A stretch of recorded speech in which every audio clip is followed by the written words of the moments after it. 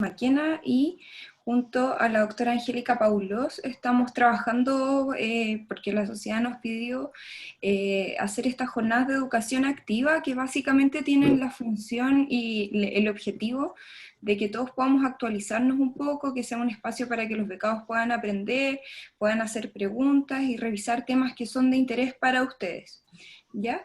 Esa es la idea de esto, y en este contexto, a principio de este año se hizo una encuesta en la que conversamos sobre qué temas quisieran tocar los becados particularmente y aclarar dudas, y uno de esos temas fue la experiencia en patologías de urgencia, enfocado principalmente a detalles, a no olvidar cosas, a procedimientos fundamentales, y la idea de esta presentación es que podamos revisar eso. Vamos a hablar hoy día con la doctora Margarita Aldunate, que es profesora asociada a la Universidad de Chile, trabaja en el Hospital Roberto del Río, nacida y criada en la Universidad de Chile, fue mi profesora también, y ella trabajó muchos años en el servicio de urgencia del Hospital Roberto del Río, que es una de las urgencias más grandes de Santiago pediátrica, así que hay hartas cosas que ella nos va a poder contar. Muchas gracias, Ale. Voy a checar esta ventanita para que no le quitemos espacio ahí a la pantalla. Ahí estamos, ¿sí? Espérate que quiero que se vea. No me veo yo, pero ¿ustedes me ven a mí o te ves a ti en la pantalla, Ale? La vea usted.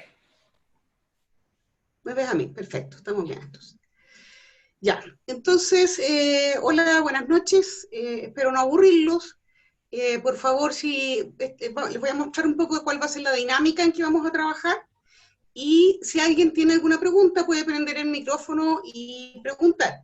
La idea es exponerlo a casos hipotéticos, ¿ya? Yo, como les dijo la Ale, soy la doctora Margarita Aldunate Riedemann, soy profesor asociado de la Universidad de Chile y trabajo en el Hospital de Niños Roberto del Río, donde soy jefe de la unidad de cirugía general. Nuestro objetivo específico es discutir sobre la priorización de acciones a tomar ante diferentes contextos de urgencia y recordar detalles importantes sobre la realización de procedimientos a través de diferentes situaciones clínicas. Yo le voy a ir poniendo un caso clínico y después de que vamos a ir parando cada cierto rato y le vamos a poner casos de alternativa y los vamos a hacer votar online. La idea es que la respuesta sea individual, por favor, a velocidad de cirujano, para que nos alcance el tiempo para ver los 6 casos que queremos mostrar. Vamos a ver el resultado, a veces vamos a conversar del resultado y si no vamos a seguir porque está pensado más o menos de una manera determinada de funcionamiento. Y va a haber tiempo al final de los casos para que discutamos y conversemos. Entonces les voy a presentar el primer caso. Este es un caso basado en la realidad, pero no es exacto a cómo ocurrió. Suponemos que un varón de 11 años era pasajero de un furgón escolar que se volcó hace 55 minutos en el día de hoy, volviendo del colegio. Traído por SAMU, con collar y tabla.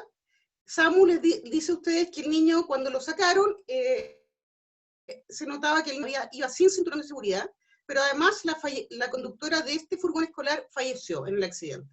El niño está asustado, pálido, y por supuesto está pidiendo que llamen a su mamá. Tiene un apósito que le cubre la cara y parte de la cabeza, y trae una inmovilización que le puso el SAMU en la extremidad superior izquierda. Entonces usted se acerca y le dice, ¿cómo te llamas? Él dice, Alexis.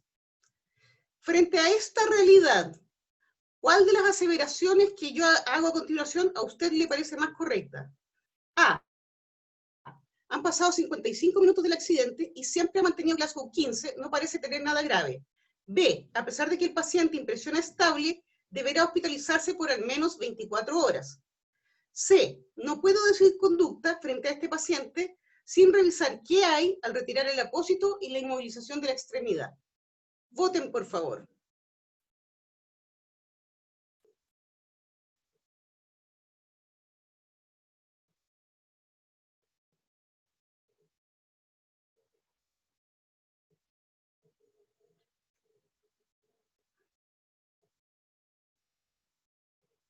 Tenemos 21 respuestas de 29, 22. Vamos a esperar unos segunditos más. A los 30 segundos lo voy a mostrar. Lo vamos a cortar. Perfecto. Entonces, nadie contestó que el niño no tiene nada grave. Un 15% piensa que este niño se debe hospitalizar de todos modos. y un 85% piensan que hay que sacarle el apósito y la inmovilización para decidir conducta. Vamos a ver qué pienso yo. Yo pienso que el 15% tiene la razón. ¿Y por qué pienso eso? El niño extraído con collar y tabla iba sin cinturón de seguridad, en un vehículo donde la energía del accidente fue tan importante que la conductora del furgón falleció. Por lo tanto, un accidente de alta energía con un muerto adentro del vehículo y además un niño sin cinturón. Estos dos factores sumados son de altísimo riesgo para que este paciente tenga lesiones graves, aunque en este momento no sean evidentes. Por lo tanto, este niño, solo por esto, tiene indicación de hospitalizarse por 24 horas. Usted le saca ahora el vendaje, y sí, tenía una gran herida no es el mismo niño de la realidad, pero tenía una herida compleja de cara y un scalp de cuero cabelludo. Entonces, además evidencia dolor y deformidad del tercio distal del antebrazo izquierdo sin herida local. Y el niño refiere también dolor en el hombro derecho. Frente a esa realidad, ¿cuál aseveración le parece ahora más correcta? A. Mantengo collar y tabla, oxígeno por mascarilla, indico 2 vías venosas, toma de exámenes y procedo a evaluación secundaria. B. Retiro collar para evaluar las heridas faciales y el scalp y realizo aseo inicial con solución salina. C. Mantengo collar, indico 2 vías venosas y un bolo de solución salina y solicito set de trauma de radiografía. Voten, por favor.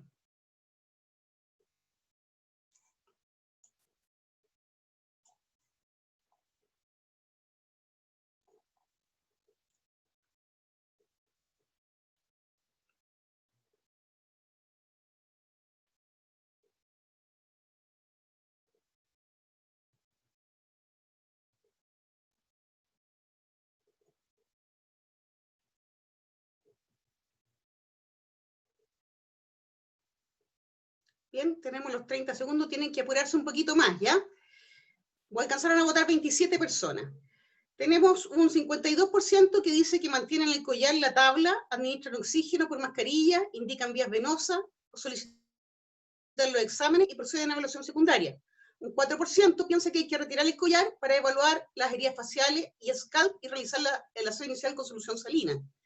Y un 44% mantiene el collar, indica 2 vías venosas y un bolo de solución salina y solicita set de trauma. Vamos a ver qué les contesto yo. Esto me parece a mí que es lo correcto. En un paciente politraumatizado, y este niño tiene al menos un scalp de cuero cabelludo y tiene una fractura, y sabemos que es un accidente de alta energía. Debo mantener el collar y la tabla hasta que me pueda asegurar de que no tiene una lesión de columna cervical. Todo politraumatizado necesita oxígeno. Inicialmente va a ser por mascarilla, pero todo politraumatizado necesita oxígeno. El doctor Alcolado les diría que la molécula más importante del trauma es el O2. Le indica siempre a un politraumatizado 2 vías venosas para saber cómo, para asegurar la vía, porque usted no sabe todavía cómo evolucionar. Y cuando le pongan las vías, hay que pedirle a la enfermera que le tome los exámenes. Y ahí va a proceder a su evaluación secundaria. Y después de la evaluación secundaria va a decidir qué exámenes de imágenes complementarios va a hacer. La herida scalp de cuero cabelludo y las heridas faciales pueden tener un sangrado importante que ustedes habitualmente menosprecian. Y eso puede llevar incluso a shock. Por lo tanto, las vías venosas son fundamentales, aunque el niño inicialmente se vea bien. Y lo otro que les quiero recordar es que estamos en el mes de julio. Y ustedes saben que en este momento afuera hace mucho frío. No sé si alguno de ustedes alguna vez ha estado inmovilizado 55 minutos con collar y tabla en un accidente. Les puedo asegurar que se van a enfriar. Y si más encima hace frío como es hoy día, si ustedes no recuerdan esto, no olviden nunca, por favor, entibiar la solución de reanimación, porque la hipotermia agrava el shock. Así que cada vez que usted esté trabajando en un servicio de urgencia, en invierno, en un lugar que hace frío, en un centro de esquí o en algún lugar así, nunca olviden tener solución salina tibia guardadita para cuando les llegue el politraumatizado. ¿Qué es lo que pasó realmente con este niño? Este niño fue recibido en una clínica por el pediatra de turno. En la mayoría de las clínicas, el cirujano no está presente, sino que está de llamada. Y el pediatra de turno hizo una interconsulta al cirujano plástico por la herida de cara, una interconsulta al traumatólogo por la lesión de la extremidad, y le pidió escáner de cuerpo entero, como suelen hacer los pediatras, y radiografía de la extremidad superior izquierda. Con eso se encontraron que en el TAC del tórax había un neumotórax marginal derecho y una contusión pulmonar leve. Y además vieron una fractura de tercio distal de antebrazo no angulada. Inmovilizaron con yeso la fractura del tercio distal de antebrazo, y el cirujano plástico, ya habían transcurrido unas 2 o 3 horas desde que había ocurrido el accidente, solicita pabellón para reparar la herida de cara. Eso es lo que pasó. Entonces, ahora el paciente está en pabellón, se realizó profilaxis antibiótica, se le dio anestesia general y se colocaron los campos quirúrgicos, y a los 45 minutos de iniciar la cirugía del aseo y la reparación de la herida compleja, el paciente se descompensa, y el anestesista avisa que está con compromiso hemodinámico y que tiene dificultad para ventilarlo. En ese momento usted iba pasando por fuera y lo atajan y le piden ayuda. ¿Cuál de las siguientes aseveraciones a usted le parece más correcta? A. Le solicita al anestesista que retire el tubo endotraqueal y lo reemplace porque se debe haber ocluido con las secreciones que cayeron al hacer el aseo de la herida de cara. B. Considera la parotomía exploradora de emergencia por probable hemoperitoneo masivo que usted se le pasó en el escáner. C. Considera shock medular por movilización de la columna durante la cirugía y probable SIBORA. Si no conocen la sigla, vamos a hablar de esto después. Considero shock secundario a neumotórax hipertensivo. ¿Vale por las preguntas, por favor?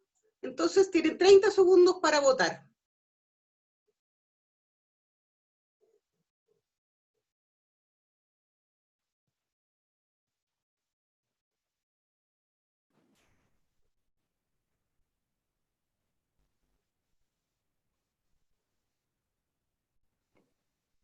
Vamos, voten, que quedan pocos segundos. Velocidad de cirujano, por favor. Listo, 30 segundos, votaron 30, hay que ser más rápido. Un 3% piensa que hay que cambiar el tubo endotraqueal, un 7% consideran que hay que hacer una laparotomía exploradora porque se nos debe haber pasado por alto un hemoperitoneo masivo, un 3% considera shock medular por probable SIBORA, y el 87% considera shock secundario a neumotórax hipertensivo. Bueno, esta era la respuesta correcta. Un paciente que tiene un neumotórax marginal y que por alguna razón es intubado y es ventilado a presión positiva, lo que le va a pasar es que en ese momento la lesión que tiene secundaria a la contusión torácica al trauma pulmonar va a empezar a filtrar y por lo tanto va a ir acumulando aire en el espacio pleural durante el procedimiento. Y eso va a llevar a un neumotórax hipertensivo. Por lo tanto, frente a un paciente que tenga un neumotórax, aunque sea pequeñito, si usted le va a anestesiar, lo va a intubar y lo va a ventilar a presión positiva, siempre lo tiene que drenar. La punción evacuadora de emergencia en este caso se realiza siempre en el segundo espacio intercostal en línea media clavicular. Pueden usar una bránula que se conecta al ambiente nomás, le echan un poquito de alcohol y pinchan, van a escuchar salir el aire y eso va a permitir que el paciente se recupere. Una vez que el paciente se recupera, usted va y coloca el drenaje pleural a trampa en el quinto espacio intercostal en la línea axilar media. El drenaje pleural no se pone en el segundo espacio intercostal, se pone en el quinto y por la cara axilar. Perdón, me voy a devolver un segundito porque les dije que iba a hablar del SIBORA. SIBORA son las siglas para Spinal Cord Injury Without Radiological Announcement, o sea, lesiones de columna sin que no se noten radiológicamente, y eso puede ocurrir.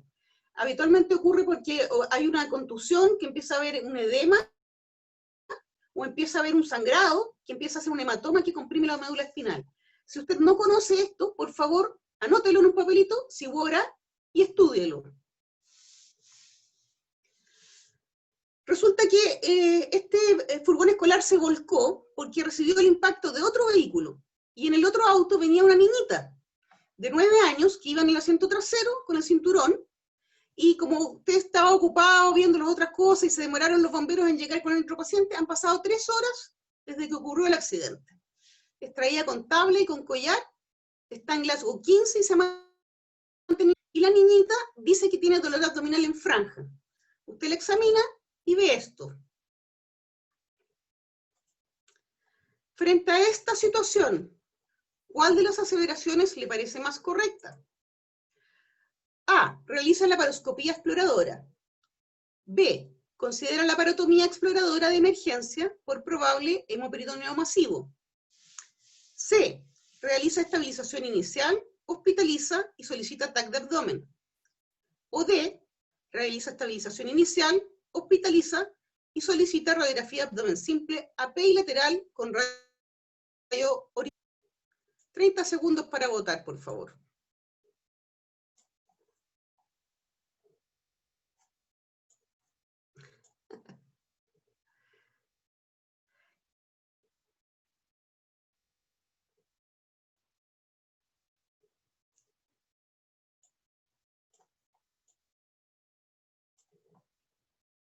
Bueno, me hice trampa yo misma, como pudieron darse cuenta, ¿eh?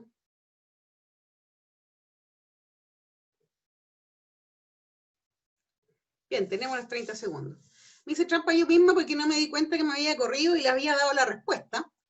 Pero esto tampoco está mal, porque depende cuál es la realidad local suya. Si usted no tiene escáner y le hace una radiografía, tal vez está pensando en buscar aire libre, que es lo que uno debe buscar efectivamente. Porque este tipo de lesiones se acompaña de lesión de víscera hueca. Y esto ocurre porque el cinturón está mal puesto, no está puesto a la altura de las caderas, sino que está puesto por arriba de la cresta ilíaca. Y ahí se impacta el cinturón, produce una flexión brusca de la víctima, y eso produce lesiones internas. Bueno, a esta paciente se le hizo el escáner, y el escáner salió normal. Y al tercer día la paciente tiene descompensación hemodinámica, distensión en el dolor abdominal, está febril y tiene un shock séptico. Tiene escáner normal. Entonces, ¿qué les parece ahora que deben hacer? A. Realizar la laparoscopía exploradora. B. Considerar la laparotomía exploradora a pesar del escáner. O C. Repetir el escáner. Voten, por favor.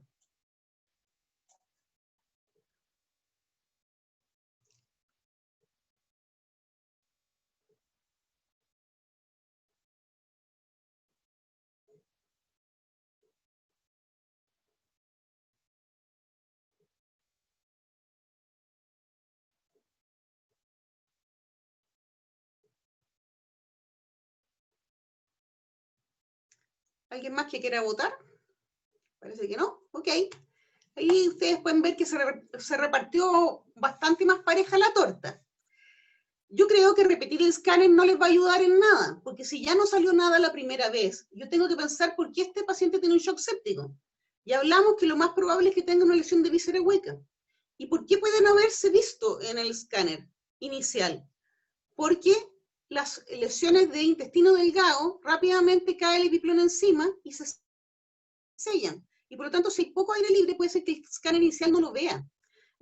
Hacer una laparoscopía exploradora podría ser una alternativa, pero tienen que estar claros qué es lo que van a ir a buscar. Entonces, si yo hago una laparoscopía exploradora, es probable que termine igual con una laparotomía para poder evaluar bien las lesiones. Yo voy a cerrar aquí y les voy a mostrar. Estos fueron los hallazgos, aquí ya se hizo aseo, queda por ahí algo de fibrina que todavía se ve, y había en esta asa 2 lesiones, un estallido de la víscera con 2 lesiones. Entonces, ojo que si ustedes hacen una laparoscopía, pudiese ser que vean una lesión y se queden relativamente tranquilos y se les pase la otra. Entonces, si ustedes escogen la opción de laparoscopía, asegúrense de revisar bien. Y en trauma, en general, lo mejor es una laparotomía amplia, que les permita la correcta revisión de todos los órganos y compartimentos. Estábamos hablando además de una paciente con shock séptico, por lo tanto, tengo que hacer aseo de todos los cuadrantes. Tal vez para eso la laparoscopía es mejor, pero una laparotomía chiquitita no sirve, ¿ya? Si hace una laparotomía, tienes una laparotomía que permita hacer un aseo peritoneal correcto y una exploración correcta de todas las vísceras del abdomen. Este paciente se llevó a la laparotomía exploradora, había el estallido que les estoy mostrando, con una peritonitis estercorácea, se hizo aseo, perdón, aquí esta foto en realidad parece que es de otro paciente porque en este se había hecho clip and drop. Y de hecho el paciente del cinturón hubo que hacerle dejarla con back, ¿ya? Así que después como a las 48 horas se hizo un nuevo aseo y después finalmente se pudo cerrar. Algunas recomendaciones de lectura o bibliografía que les puede ayudar para manejo de trauma. Si usted no tiene escáner, una posibilidad de diagnosticar los neumotórax es esto, que es el signo de surco profundo, que lo pueden encontrar en esta publicación de la doctora Meone, que es radióloga infantil de Clínica Las Condes, que es la señora del doctor Alcolado, entre paréntesis. ¿Ya? Así que les recomiendo ese paper. Y también pueden ver un up-to-date de Thoracic Trauma, que es de ahora de marzo de este año. Antes de cerrar el capítulo de trauma y abrir para que discutamos un ratito, les quiero contar que cuando yo hice por primera vez el ATLS hace una montonera de años atrás, para acordarme de los traumatismos torácicos me grabé algo que dijo el instructor en esa oportunidad, que es que el trauma torácico mata por los 12 jinetes del apocalipsis. 6 que atacan primero y 6 que atacan después. Los 6 que atacan primero, yo hice una sigla que a mí me permitió recordarle que no se me olvidara nunca más que es esta. A-T-T-T-O-M, ATOM. Y los 6 que matan primero es la obstrucción aguda de vía aérea, el neumotórax a tensión, el taponamiento cardíaco, el tórax volante masivo, el neumotórax abierto y el hemotórax masivo. Esos son los 6 que matan rápido. Y los 6 que también pueden matar, pero más lento, es el neumotórax no hipertensivo, el hemotórax no masivo, la contusión pulmonar y la contusión miocárdica, la hernia diafragmática traumática y las lesiones esofágicas. Algunas otras recomendaciones, recordarles que en 1960 se introdujo el cinturón de seguridad en los automóviles. Aquí tenemos algunas publicaciones que ustedes también pueden googlear sobre el uso del cinturón de seguridad y las lesiones asociadas a la marca del cinturón. Y es nuestra responsabilidad asegurarnos que el uso correcto de las restricciones para niños, del uso adecuado según edad, según peso. Es nuestra labor hacer que nuestra comunidad sea conocida, exigirle a nuestra familia, exigirle a nuestros hijos, y hacer de esto un hábito. Así como cepillarse los dientes es un hábito después de comer algo, subirse a un vehículo y ponerse el cinturón de seguridad tiene que ser un hábito. Nunca usted encienda el motor de su automóvil si todos los que están adentro no se han puesto el cinturón de seguridad correctamente.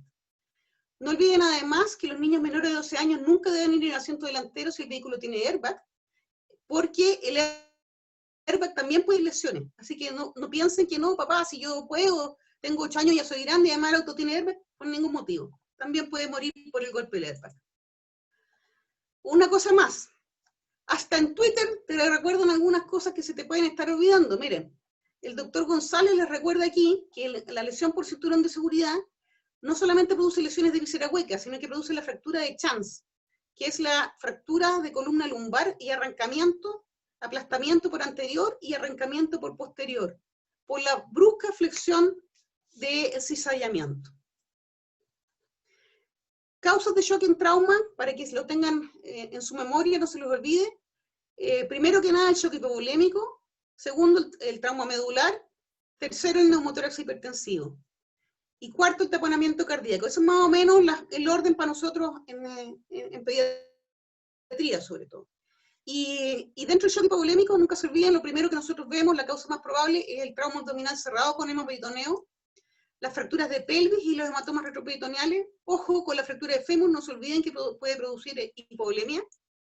El hemotórax masivo, el scalp de cuero cabelludo y las lesiones arteriales periféricas.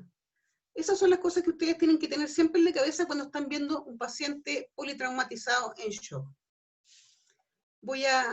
Esta hermosa laguna, esta foto la tomé durante mis vacaciones de este año, antes que partiera todo esto. Fui a caballo por una semana a este lugar que está en la frontera, cerca de la frontera con Argentina, en la región del Maule, que se llama la Laguna del Dial. Vamos a abrir la discusión un ratito.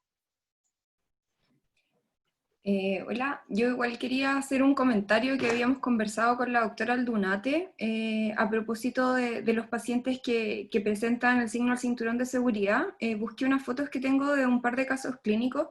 A mí en particular me han tocado 2 o 3, no recuerdo exactamente, pacientes con este contexto, y todos los que me han tocado, el mecanismo por el cual se generó la lesión, en todos el primer escáner está normal, eso está súper descrito en la literatura.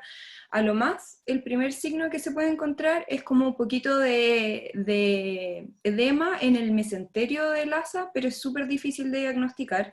Entonces, la mayor parte de los niños pasan desapercibidos hasta que empiezan con los síntomas más claros, entonces son pacientes en los que tenemos que tener una alta sospecha. En los que yo he visto, les quería compartir mi pantalla. Déjame dejar de compartir, espera un segundito, déjame checar esto. Para mostrarle unas fotos. Ahora tienes que compartir tú, Ale. Sí, ya. Entonces, por ejemplo, este es un caso que yo tuve en el sur. Y si se fijan, en la cirugía lo que he encontrado todas las veces es esto. Es una pérdida de la continuidad del meso. En el fondo, el latigazo que recibe el paciente con el golpe y con la retención del cinturón de seguridad genera un cizallamiento que genera una sección o una trombosis de los vasos del meso, y secundariamente el asa se perfora. Este es un caso, y el otro caso lo dejé aquí para mostrárselos también. Esta fue una niña súper parecida a la historia que contó la doctora Aldunate, un paciente que pasó desapercibido, pasaron 2 días sin sospecha en el fondo, y entramos con una peritonitis extercorácea súper importante. Esa era mi... Con un pronóstico ominoso. Bueno. Sí, de hecho ella lamentablemente falleció. Ahora voy a dejar de compartir.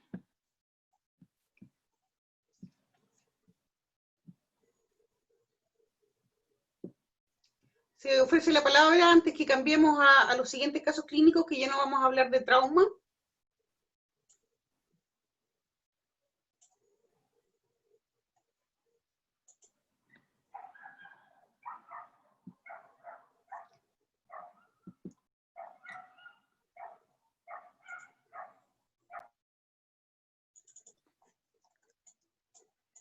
¿Nadie quiere opinar? ¿Nadie tiene dudas? ¿Fuimos tan claras que nadie quiere opinar?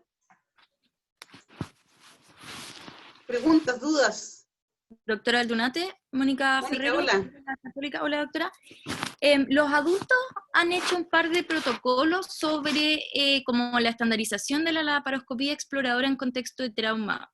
¿Usted ha escuchado algo de esos niños? Porque yo la verdad es que no he visto, pero sé que los del Sótero tienen un protocolo de laparoscopía en trauma con todo lo que tienen que buscar para que no se les pase nada, y comparado con los pacientes abiertos les ha ido bastante bien. No sé si en niño usted ha visto o escuchado algo parecido. Personalmente no lo conozco, ese protocolo. Yo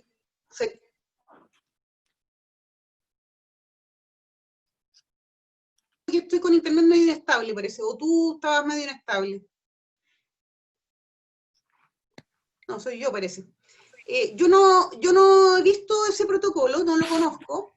Sería interesante conocerlo. Lo importante es que ustedes tengan claro qué es lo que van a ir a buscar. Si usted va a ir a buscar una lesión de víscera hueca, tiene que asegurarse de poder revisar bien todas las asas.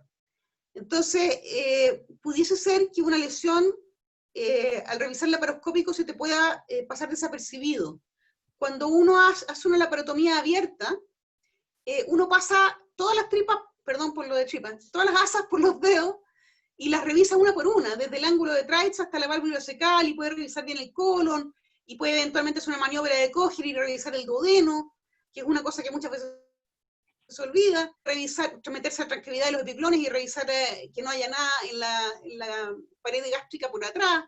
Entonces, si tú te sientes lo suficientemente seguro con lo que estás haciendo, como para poder asegurar que vas a poder hacer lo mismo que hacías abierto por vía laparoscópica, entonces hazlo.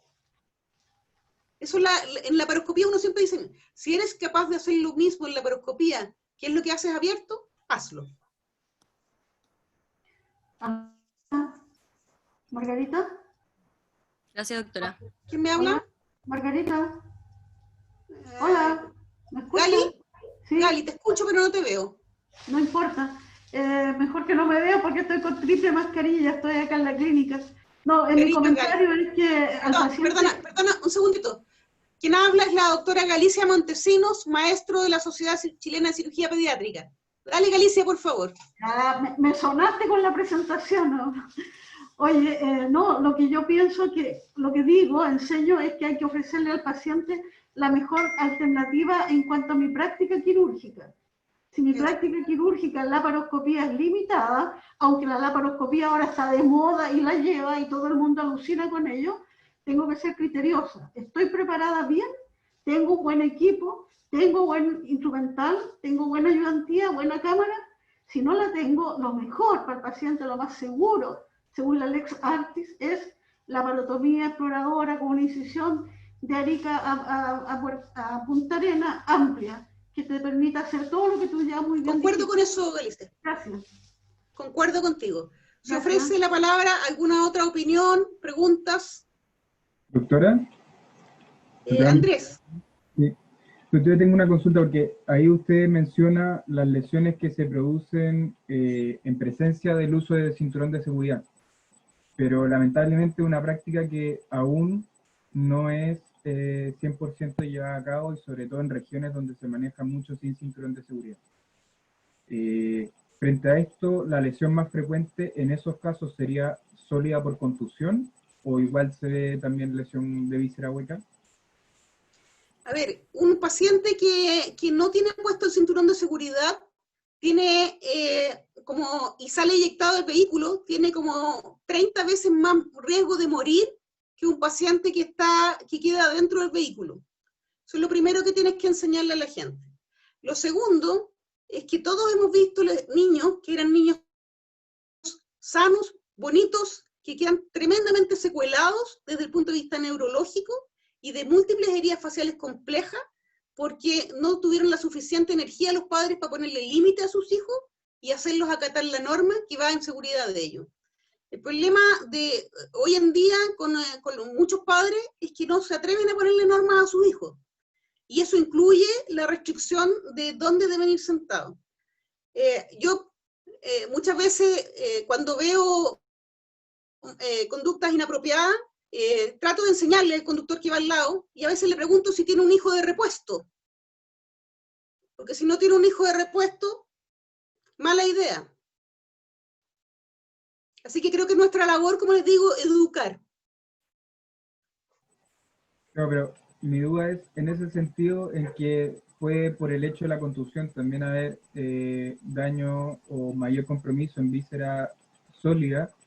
Mi pregunta iba hacia si el EcoFast es una herramienta útil en la población pediátrica como elemento de screening y evaluación de la cavidad abdominal, en el sentido de evaluar hemorragia.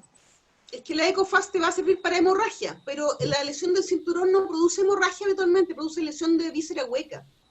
Por eso Entonces, preguntaba sin cinturón. ¿Perdona? Por eso mi pregunta iba si cuando no usaban cinturón se veía también más lesión de órgano sólido por el hecho de la contusión. No, las lesiones de órganos sólidos las vemos mucho más, Andrés, en los atropellos. Ya. En los atropellos está mucho más expuesto el vaso, el riñón, en las caídas de altura, o en el maltrato también, pero no tanto en el accidente de vehículo. Un minuto más para preguntas y continuamos con los siguientes casos. O sea, una cosa quizás, doctora, que no se ha recalcado, pero es el trabajo en equipo en este tipo de pacientes. O sea, en el fondo, como la importancia de tener al traumatólogo al lado, del neurocirujano cerca. Hay algunas veces que vamos a estar solos, pero si tenemos la oportunidad, en el fondo, que el manejo de estos pacientes sea multidisciplinario, porque de repente nosotros podemos quedarnos cortos, no sé, pues en un tema súper importante que es la fractura de pelvis. O sea, un paciente puede morirse si no estabilizó la pelvis, y quizás nosotros como cirujanos deberíamos de saber el manejo inicial, pero la mayoría de las veces no lo sabemos. Entonces, como la importancia del trabajo en equipo. Gracias, Pilar. Vamos a tocar ese tema también al final, en las conclusiones finales. Voy a avanzar porque si no nos vamos a quedar pegados aquí, podemos volver a esto más adelante, ¿ya? Bien. Vamos al caso clínico número 3.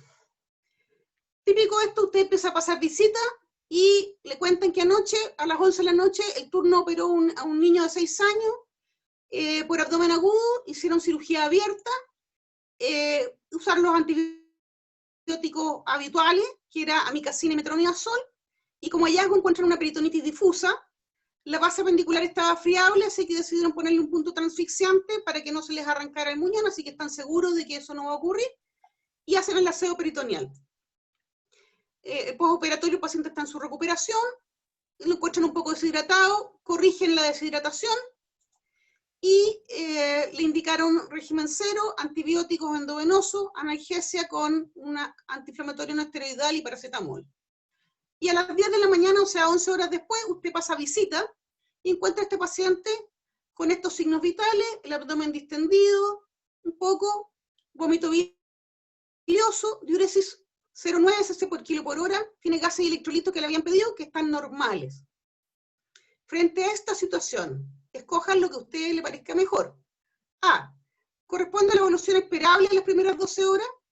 B, tiene diuresis y frecuencia cardíaca límites, se debe controlar en 6 horas. C, indica un bolo de reanimación de solución salina 20 cc por kilo en 10 minutos. O D, reviso analgesia, indico solución salina 20 cc por kilo, pasar en 2 horas y controlo. Voten, por favor. ¿Ale?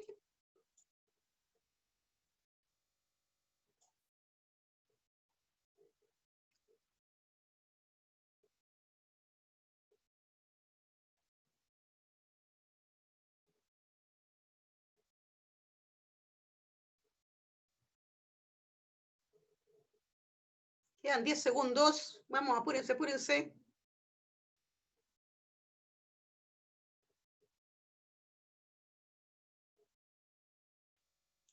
Bien. En los 30 segundos de votación, un 8% piensa que está dentro de la evolución esperable, un 14% piensa que tiene una diuresis y frecuencia cardíaca límite y que se debe controlar en 6 horas, un 25% le indica un bolo de reanimación de 20 cc por kilo en 10 minutos, o sea, piensa que está choqueado, y un 53% revisa analgesia, indica solución salina y controla en 2 horas. Veamos qué pienso yo. Uno tiene que tener en mente, y si no lo tiene en mente, tiene que tener a mano una tablita con los parámetros normales. Y este niño, para la edad que tiene una frecuencia cardíaca normal y una presión arterial normal. Tiene sí una diuresis límite. Entonces lo correcto probablemente va a ser, ok, voy a revisar la analgesia, le ajusto la puerta de la solución salina y controlo, pero no en 6 horas. Este niño yo no puedo venir a verlo en 6 horas más. Tampoco está choqueado como para indicarle un bolo al tiro. Y sí podría ser esperable esta evolución dentro de las primeras 12 horas, pero aunque sea esperable, yo tengo que tomar una acción frente a esa diuresis de menos de 1 cc por kilo por hora. Eso es lo que a mí me parece. Entonces, usted hizo lo que conversamos y lo viene a ver de nuevo. 2 horas después lo viene a ver, a ver cómo fue con la indicación. Y miren, ahí están los signos vitales, sigue con el abdomen distendido, ahora 2 cruces, tiene un vómito bilioso de 70 cc, la diuresis 0,6 cc por kilo por hora, está febril y tiene dolor abdominal. Entonces llevamos 13 horas, usted ya había ajustado el volumen y tiene esta situación en este momento. Entonces, ¿qué vamos a hacer? A, indico sonda vesical, sonda nasogástrica, monitorización y analgesia con ketoprofeno.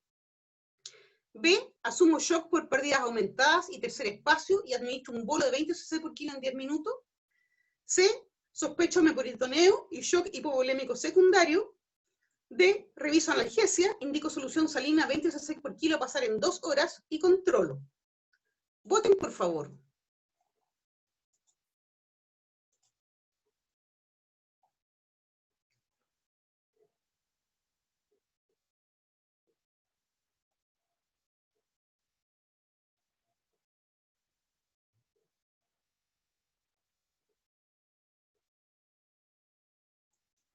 Vamos, solo ha votado la mitad y quedan 10 segundos, menos de 10 segundos, vamos.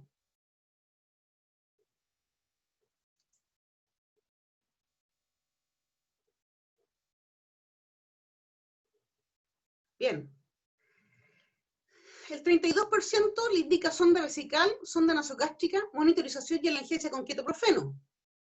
El 42% asume shock por pérdidas aumentadas y tercer espacio y administra un bolo en 10 minutos. El 23% sospecha de neoperitoneo y shock hipovolémico secundario. El 3% revisa la analgesia, indica solución salina, a pasar en 2 horas. A todos los que no contestaron la alternativa que está en rojo, los tengo que retar. Les acabo de mostrar los signos vitales normales para la edad. Y 148 por minuto claramente no es normal para la edad. No puedo esperar que un paciente esté hipotenso para diagnosticarle shock.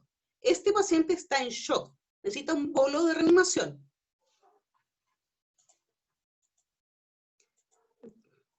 ...148 por minuto. Vamos a desglosar algunas cosas. La sonda vesical probablemente sí le va a necesitar. La sonda nasogástrica también. Si tengo un paciente que está con vómitos biliosos, mejor se la pongo, lo cual va a hacer que el paciente se sienta mejor y me va a poder además monitorear qué es lo que está pasando. Este niño requiere monitorización con estos signos vitales, y un paciente que tiene una diuresis de 0,6 cc por kilo por hora y 148 frecuencia cardíaca, no le pongan AINE. Acuérdense de que el riñón no está funcionando. Así que esto era lo correcto. Hemoperitoneo. ¿Por qué tendría que tener un hemoperitoneo este niño? No veo la razón. El cirujano no sospechó en ningún momento alguna cosa que estuviera sangrando. No iba para allá la pregunta. Revisar la analgesia, sí, siempre debo hacerlo. Indicar solución salina y venir en 2 horas más, por ningún motivo. Vuelvo a decir lo mismo. Frecuencia cardíaca 148 por minuto, diuresis 0,6 cc por kilo por hora, y este paciente está en shock. Inmediatamente un bolo. Bueno, y eso fue lo que se hizo. Perdón, voy a devolver un segundito. Entonces, 14 horas postoperatorio, ahora ya le pasaron el primer bolo. Frecuencia cardíaca bajó a 129, abdomen distendido 2 cruces, la sonda nasogástrica da un débito bilioso oscuro de 170 cc, después del bolo orinó 100 cc, está tranquilo y tiene dolor abdominal 2 cruces.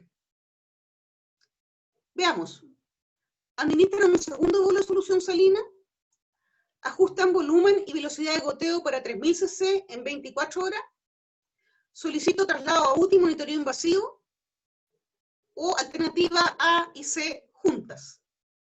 Voten, por favor.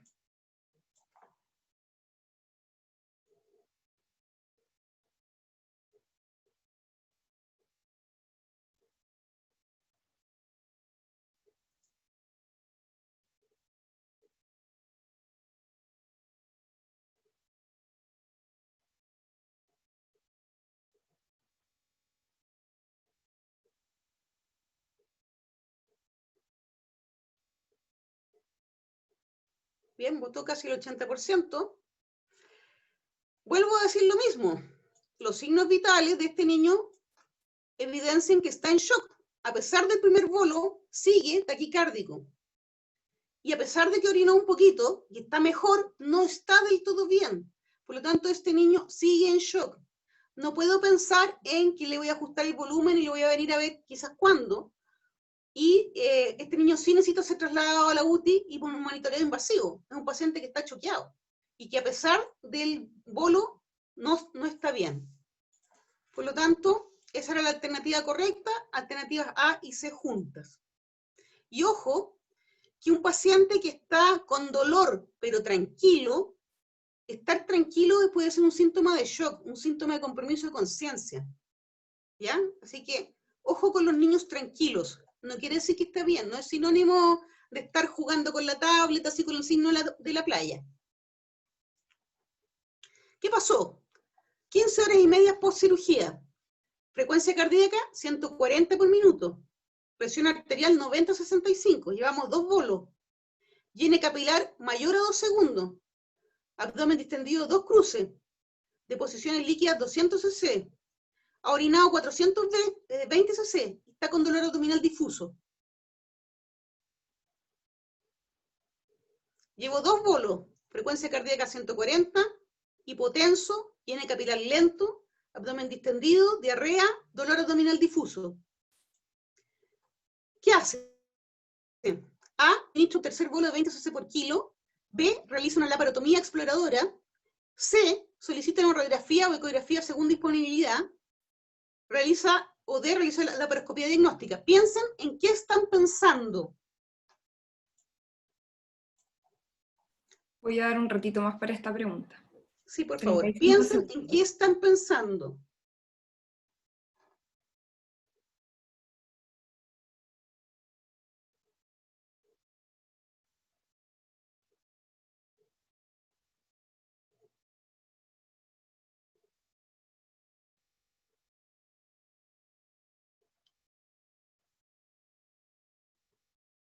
Atrévanse a votar, atrévanse.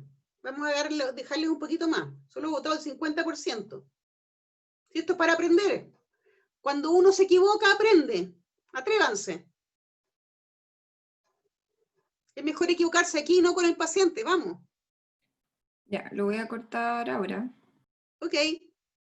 Bien, el estímulo sirvió. Votó el 90%. El 23% administra un tercer bolo. Claramente este niño necesita un tercer bolo, eso estamos de acuerdo. Realizo la laparotomía exploradora, vamos a ver. Solicita radiografía o ecografía según disponibilidad, vamos a ver. O realizo la laparoscopía diagnóstica un 12%. O sea, entre el 47 y el 12% están pensando que hay que ir a mirar qué es lo que está pasando adentro del abdomen de este paciente. Entonces yo asumo que ustedes están pensando que este niño tiene una complicación intraabdominal. Y hay otras personas que antes de hacer eso, quieren hacer una radiografía o una ecografía para tratar de evidenciar si hay una complicación intraabdominal.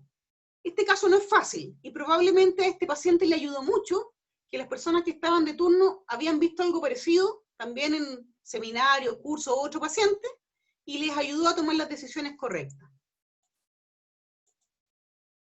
¿Qué se hizo realmente? No les voy a dar la respuesta todavía, y les voy a decir qué es lo que pasó con este paciente. Las personas que estaban de turno lo trasladaron a la UTI, le administraron el tercer bolo de 20 cc por kilo, y le solicitaron una radiografía de abdomen simple, AP y lateral con radio horizontal, que se la voy a mostrar.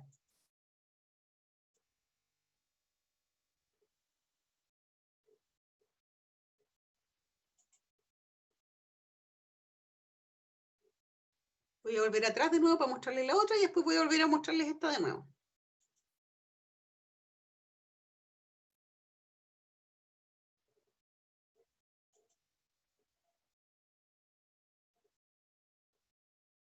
¿Bien?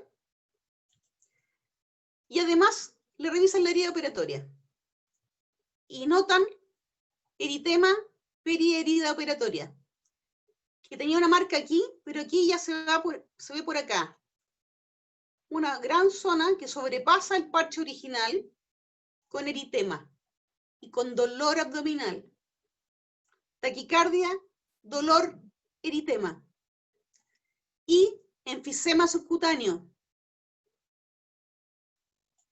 Frente a esta situación, escojan ahora.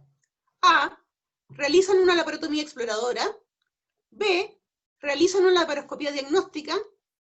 C, realizan resección quirúrgica de la pared abdominal. Y D, inician esquema antibiótico de tercera línea. Voten, por favor.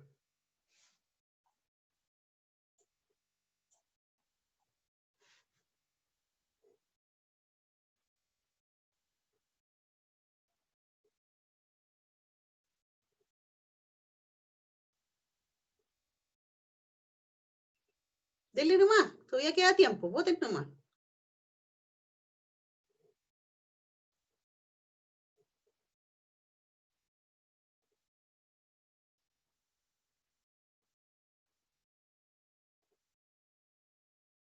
Ya, le córtalo nomás.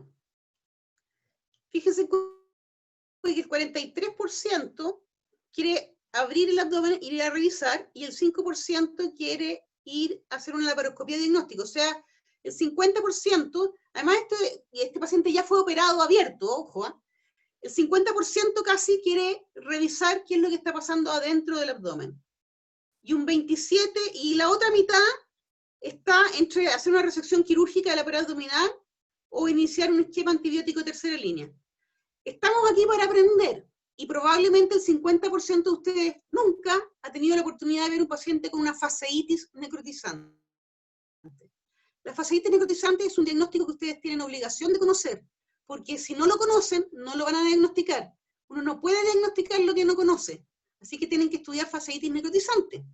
Porque este paciente lo que hay que hacer es resecar la pared abdominal e iniciar un antibiótico de amplio espectro, y no abrir el abdomen. No está dentro del abdomen, está en la pared el problema. Y esto es lo que se hizo, una resección quirúrgica amplia y agresiva de toda la zona comprometida por la fasciitis. Se llama fasciitis porque es una infección gravísima que compromete hasta la fascia. Aquí ustedes pueden ver que se resecó bastante más, incluso con pedazos de músculo, hasta lograr tener tejido sano. Llegamos hasta el peritoneo en este paciente, resecando tejidos. Y esto le salva la vida al paciente. Si ustedes no hacen esto, el paciente muere. La fasciitis necrotizante es una enfermedad destructiva con una velocidad rapidísima, 2 a 3 centímetros por hora. Requiere un diagnóstico precoz porque se acompaña de falla multiorgánica. Y los síntomas clásicos es dolor, hiperestesia cutánea, dolor que no se explica. Yo les insistí que el paciente le dolía el abdomen, que es desproporcionado a la herida inicial. Edema y eritema y taquicardia. Dolor y taquicardia que sean desproporcionados a lo que el paciente tiene, siempre a ustedes los tienen que hacer pensar en fasciitis necrotizante. Este es el paciente para cerrar el caso, se resecó todo esto, se movilizaron un poco los colgajos y se colocó un injerto en malla. Quedó con una hernia de pared abdominal, pero cerrado y vivo, y después se hizo una técnica de separación de componentes, reparando la pared, y actualmente, como ustedes pueden ver, es un niño feliz.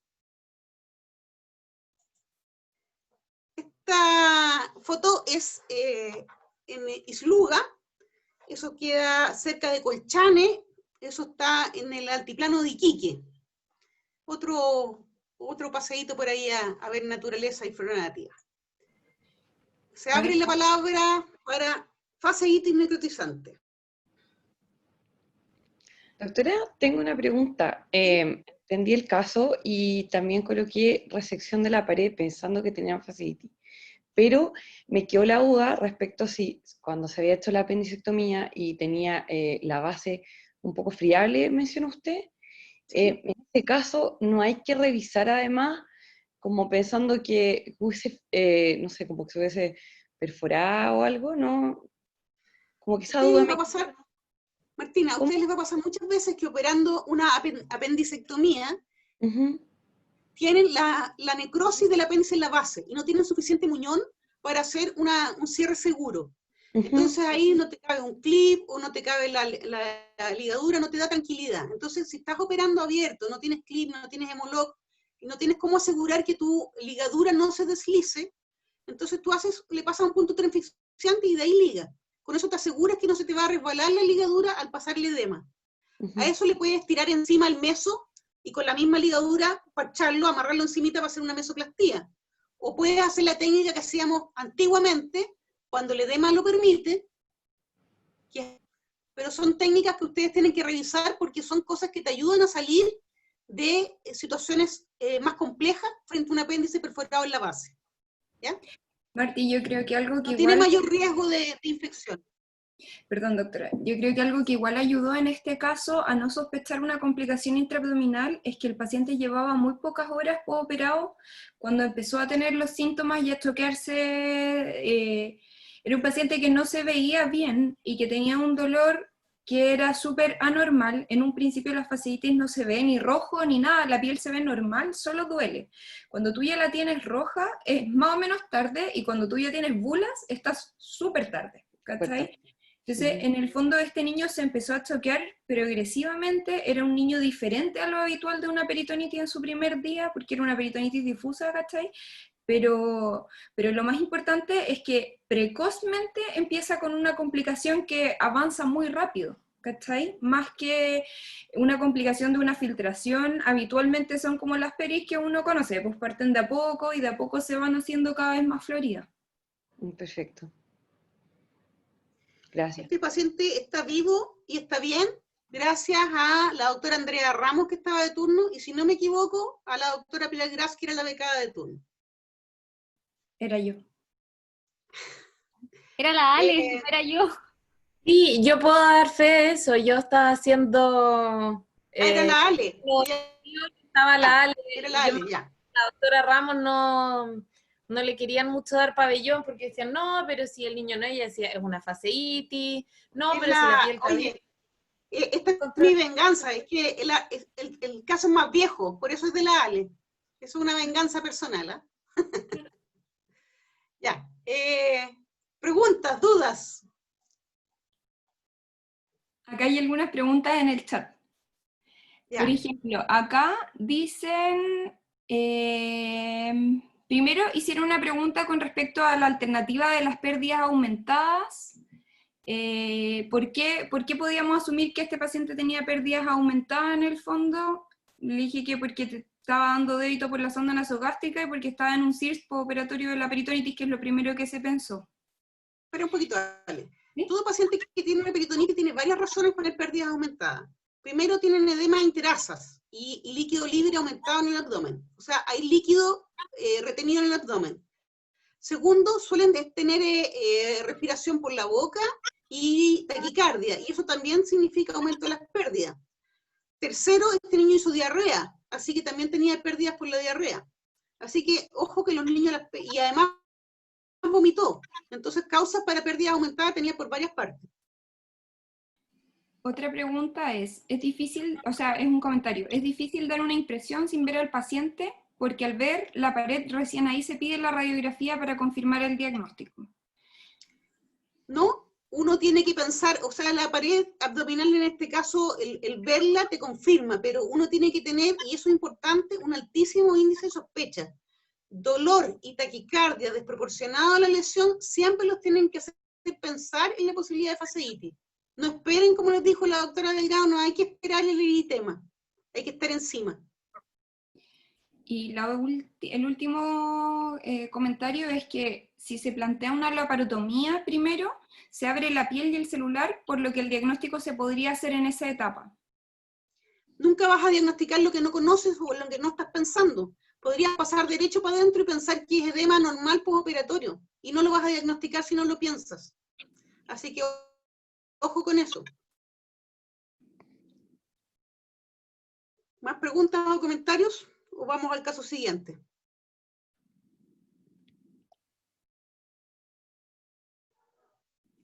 Seguimos entonces. Déjame checar esto de nuevo. ¿De dónde lo saqué? Espérate. ¿De qué esquinita lo había agarrado yo? Espérame un poquito. A ver.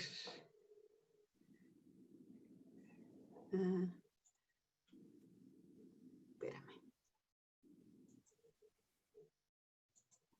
Espérame un segundito que estoy tratando de achicar esto. Me equivoqué en alguna parte. A ver.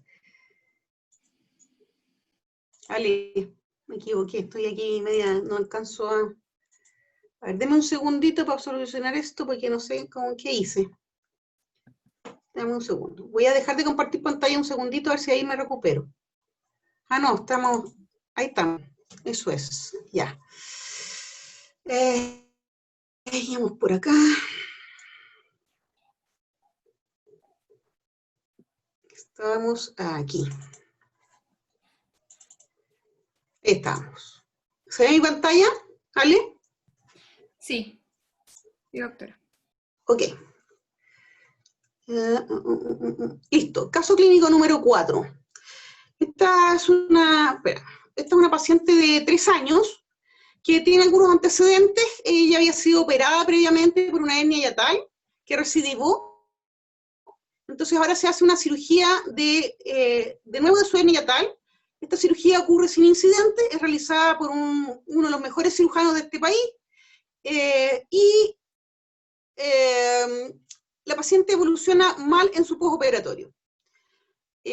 Presenta sonda nasogástrica con residuo bilioso, el abdomen distendido, escaso ruido hidroaéreo, se le ajustaron volúmenes y electrolitos, y este paciente se vio varias veces a lo largo de su evolución, y llegamos a 48 horas postoperatorio, y les tengo algunas preguntas. Escojan, con esto que yo les estoy contando, que estamos 48 horas postoperatorio de una paciente operada de una hernia hiatal, que tiene una evolución algo tórpida, con sonda nasogástrica biliosa, abdomen distendido, poco ruido hidroaéreo, y que ustedes la compensaron. Entonces, A, ¿les parece que corresponde a la evolución esperable en las primeras 48 horas? B, solicitan gases y electrolitos de control. C, solicitan ecografía y o radiografía de abdomen. Voten, por favor.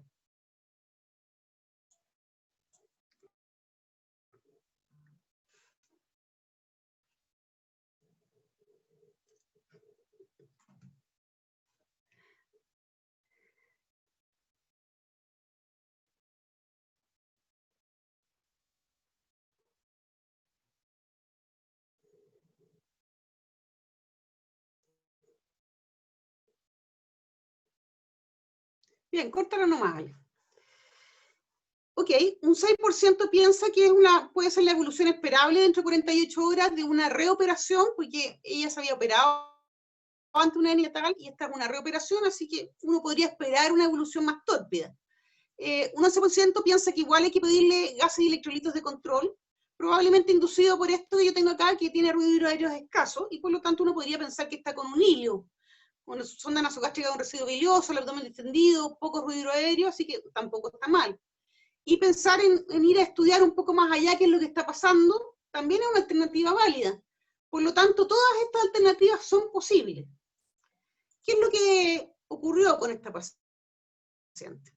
Se le hizo una ecografía abdominal. La ecografía, por un buen radiólogo, está informada como que no había colecciones, no había líquido libre, no había masas intraabdominales. Se le hizo además una radiografía de tórax que no tiene hallazgos de relevancia, y se le hizo una radiografía abdomen simple que en apendecúbito, que es esta que está aquí. Vamos a avanzar. Entonces, 48 horas postoperatorio, una evolución arrastrada, después de esto, la paciente sigue evolucionando en las próximas horas con más deterioro clínico, y entonces ahora yo les pregunto, ¿qué hacemos? Estamos alrededor del tercer día, segundo al tercer día postoperatorio, la paciente tiene un deterioro clínico, esta radiografía, y les pregunto si quieren realizarle una laparotomía exploradora, una laparoscopía diagnóstica, resecarle la pared abdominal o mantenerla en observación. Voten, por favor.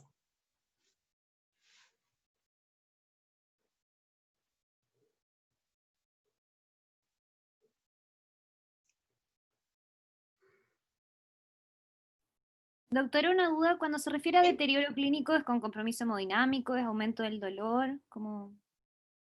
Un poco de todo. Ya.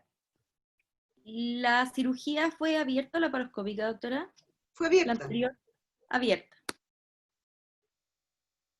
porque había una cirugía previa y que había sido abierta, me parece.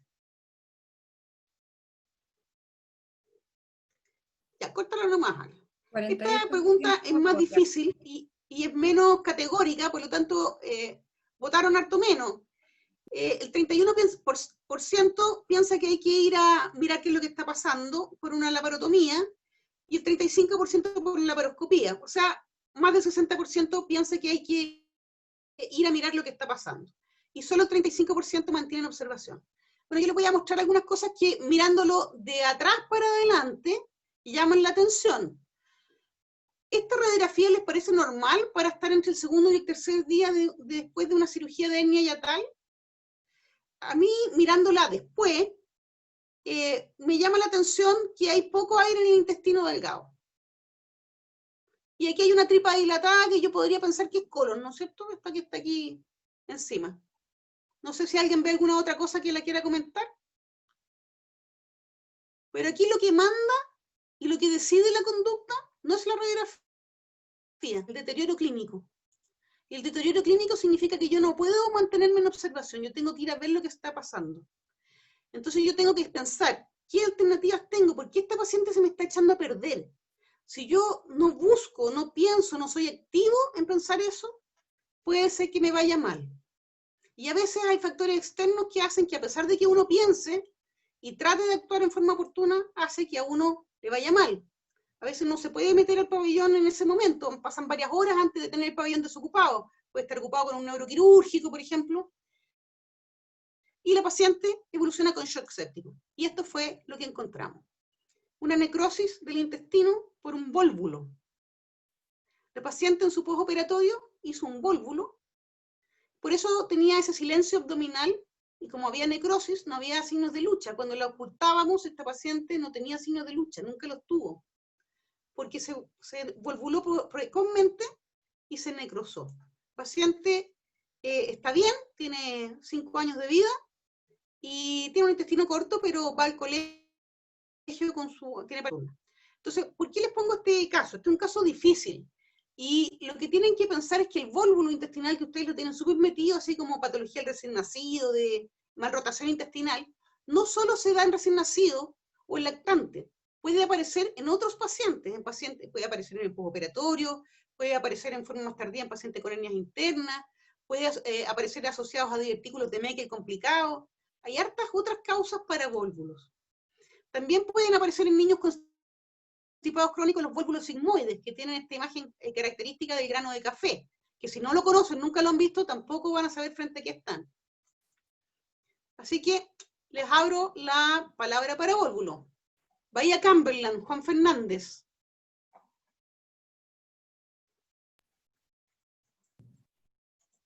Se abre la palabra para vólvulo. Doctora, este compromiso o deterioro clínico que usted refiere cuando tenemos un vólvulo postoperatorio, ¿no debería ser como más paroxístico o es un poco más larvado como de horas?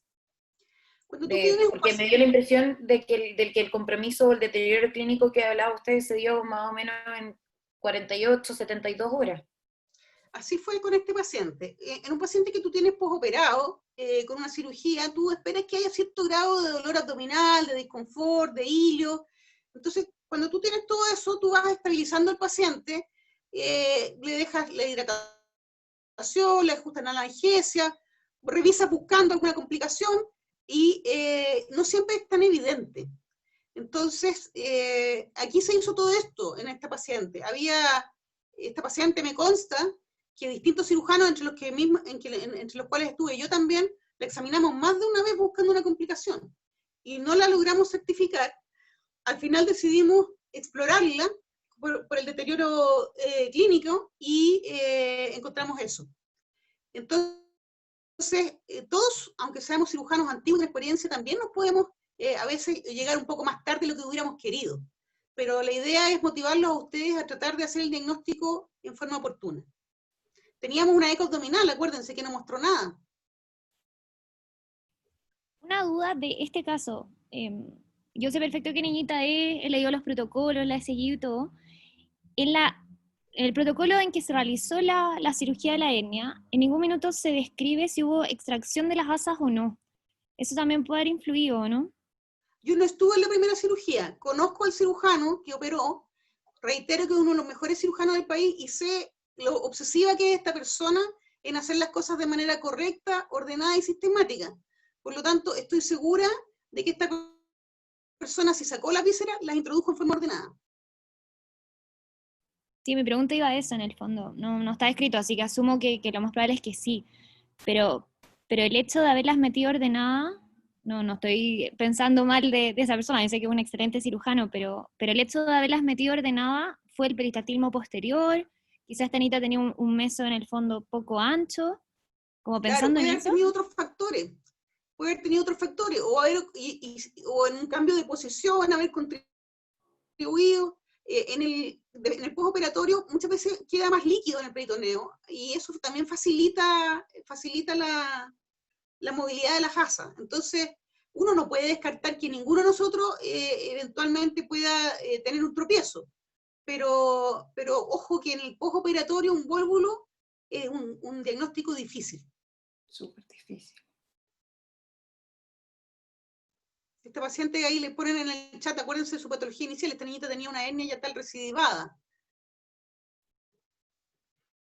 ¿Algún otro comentario, observación para esta paciente, para este caso? Lo que quiero reforzarles es que el vólvulo no siempre es de diagnóstico fácil. y hay que pensarlo, hay que buscarlo dirigidamente. Nosotros lo buscamos, lo pensamos, hicimos la eco y la eco no nos mostró nada. Así que eso nos retrasó también. Bien, ¿sigo con el siguiente caso? ¿Sigo? Sí, a ver, pregunta, acá no dicen, no, preguntan dónde estaba la sonda nasogástrica en la radiografía, y si se veía el estómago. Esas son las preguntas que están en el chat. Dame un segundito.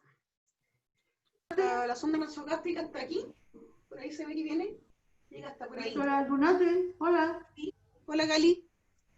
No sé si la ecografía la pidieron con modo Doppler, porque eso sirve para la vascularización, que en este caso estaba muy comprometida. Sí, la verdad, Gali, no me recuerdo si hubo Doppler en esa paciente, asumo que sí. Esa eco está hecha por uno de los mejores radiólogos del hospital, además. Oye, Así perdón, que en general uno sabe que hay gente... ¿Cómo? Perdón la interrupción, hay un antiguo clínico que ya no está, cirujano pediátrico de excelencia, que decía que una de las indicaciones para explorar un abdomen era cuando el paciente iba peor, lo ponía con P, que nosotros lo llamamos deterioro clínico evidente. Para él era una de las indicaciones de explorar el abdomen, en este caso. Así es. Perdón, yo me tengo que retirar por compromisos familiares. Agradezco esta actividad, la encuentro excelente, a la coordinadora y principalmente a la expositora, la doctora Aldunate, docente excelente y estupenda cirujana. Que disfruten del resto. Muchas gracias, hasta luego. No hay mejor que tener amigos. Gracias, Gali. Ya, vamos, seguimos. Acabo de revisar la eco de esta paciente y no fue con Doppler, y de hecho sugieren complementar con una radiografía esófago, estómago, duodeno. Quizás eso nos hubiese ayudado en esa situación, ¿o no? No sé si puede esperar a la hora que se hizo la ecografía.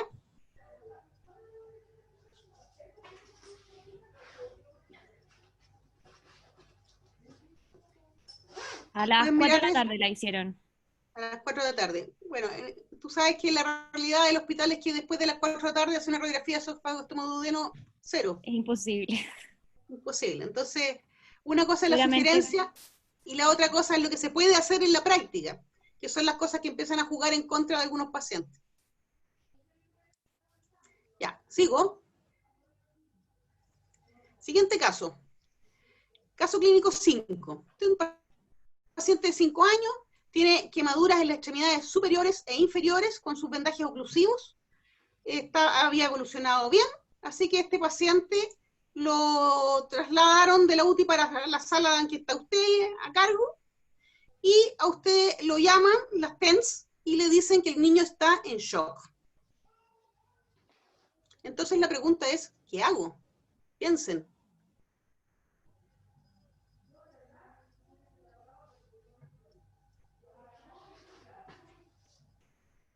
Alternativas. A, manejo de shock tóxico. B, osteoclisis. Perdón, me voy a devolver. Voten, por favor. No sé, esta la teníamos con votación, Ale, no me acuerdo. No, esta está sin votación, doctora. Ya. ¿Pensaron? Bueno, aquí la alternativa correcta son ambas. Este niño tiene un shock tóxico, porque ¿por qué otra causa va a tener shock si estaba bien? Y de repente se choquea. Ahora la pregunta es, ¿y la osteoclisis? ¿Cómo se la hago? Bueno, este paciente se los puse porque hace muchos años atrás a mí me pasó una vez, antes de que se conociera así como que se hablara del shock tóxico como se habla ahora, de que había una niña quemada con vendaje oclusivo de las extremidades inferiores, una niña de 11 años en ese caso era, y con una escarlatina quirúrgica. Y esa paciente se choqueó. Y yo iba pasando y vi que el residente de pediatría, porque esta niña estaba como en un intermedio, así como semi-UTI, le estaba pasando por la vía venosa que tenía engazos de solución salina para tratar de sacarla del shock. Y yo sí le hice una osteoclisis. Porque me acordé de esto, que existen otros lugares alternativos, incluyendo la espina ilíaca. Así que yo fui, le chanté una osteoclisis en la cresta ilíaca, y por ahí le pasé la otra mitad del volumen. Entonces, mientras el pediatra le pasaba por el cuello, la vía venosa que tenía, porque la otra la había perdido, el resto del volumen se pasó por la cresta ilíaca. Aquí me interesan dos cosas. Una es que se acuerden de que existen otros sitios de punción, tanto en la cadera, en el maléolo, también en el epífisis proximal del húmero, ¿ya? Así que tienen que conocerla. Y lo segundo es que si no saben lo que es el shock tóxico, tienen que estudiarlo. Entonces, recordar un poquito las infecciones de sitio quirúrgico, la escarlatina quirúrgica, que es una infección habitualmente por estreptococo, el shock tóxico, en que puede haber estafilococo, la fasciitis necrotizante, que hay una combinación de gérmenes. Aquí me falta el ectima gangrenoso, que puede aparecer también. Y los abscesos residuales. Cualquiera de estas infecciones son potencialmente mortales. Así que todas ellas requieren diagnóstico y tratamiento oportuno y trabajo multidisciplinario para poder sacar al paciente adelante. Así que si usted no ha estudiado shock tóxico y no ha estudiado fasciitis necrotizante, lo invito a hacerlo. Googleando aquí algunos papers, algunas cosas, aquí tienen una slideshare de Sebastián Villegas, que es cirujano pediatra, y de la Sociedad Chilena de Quemaduras, que está como bien simplecito y resumido, así que se lo recomiendo como para empezar a mirar. Y aquí tiene una publicación de la gente de quemados de mi hospital, el mejor hospital de Chile, perdón, en que también pueden ver algo más de shock tóxico. Laguna Chaxa en San Pedro de Atacama. Se abre la discusión o conversación sobre infecciones de sitio quirúrgico. Dudas, preguntas, comentarios. ¿Esta niña, doctora, o el niño del caso, tenía algún factor de riesgo para hacer perdón, pensando en las horas de evolución, en qué contexto se hizo el primer aseo o algo? Porque en general el shock tóxico está en niños menores de años y en quemaduras más pequeñas, que en general se manejan en ambulatorio. Se describe clásicamente en niños con menos del 5% de superficie corporal quemado y niños pequeños, pero eso no excluye que se pueda presentar en niños más grandes. Así que hay que tener cuidado con eso, o que una quemadura infectada te produzca que el paciente se choquee por la sepsis y que tengas que sacarlo adelante. Entonces, no necesariamente puede ser que sea un shock tóxico, sino que puede ser una sepsis por infección de quemadura.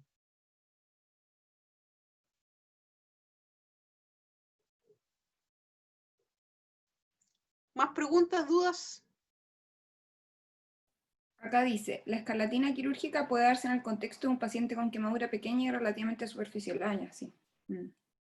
Sí. Pero también se puede dar la escarlatina quirúrgica en pacientes con quemaduras más grandes. Esa paciente que yo les cuento de 11 años tenía quemadas las dos extremidades inferiores completas. Entonces, las cosas no son, sí, en el gran quemado más frecuente shock séptico, estoy de acuerdo, pero no son excluyentes, ojo, ¿ya? Así que revisen el tema, quemado, infectado, shock séptico, escarlatina quirúrgica. ¿Sigo? No sé qué hora es, Ale, ¿cómo vamos la hora? Son las 20:20. Me queda un ratito. Sí, no, y los que se tengan que ir son libres, pero los que estén interesados nos podemos quedar. Seguimos entonces.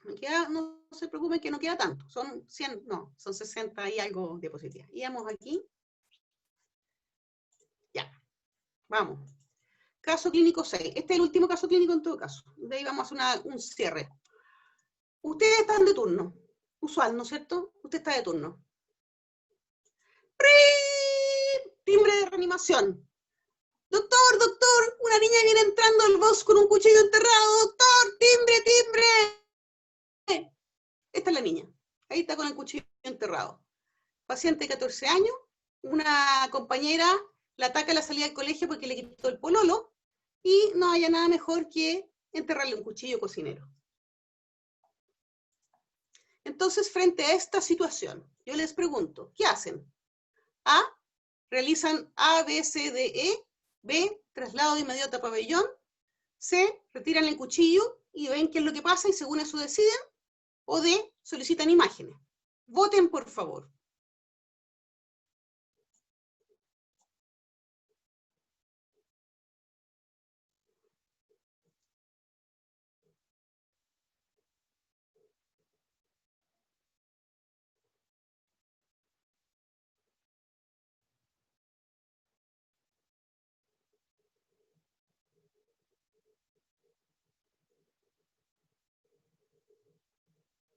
Bien.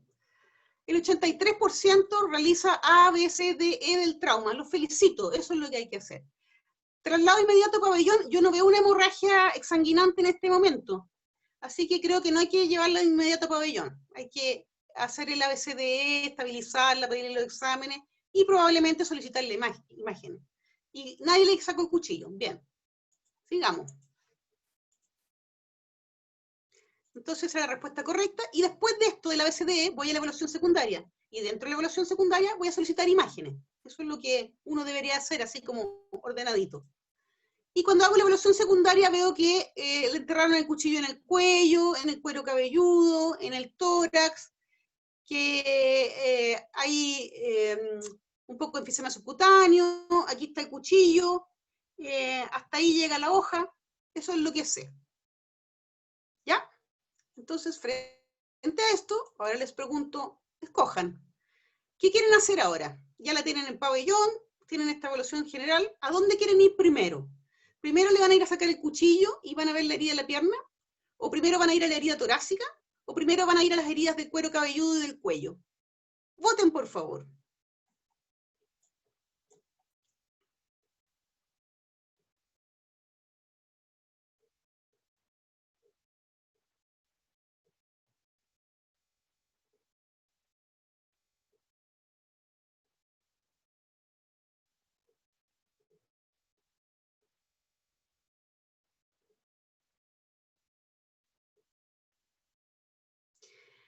A mí me gustaría, si es que quieren, no obligación, que la persona que votó por extraer el cuchillo y la herida de la pierna prendiera su micrófono y nos contara por qué piensa eso, y a las 3 personas que pensaron que hay que ir primero a las heridas de cuero cabelludo, nos contaran por qué piensan eso. Sería interesante conocer su opinión.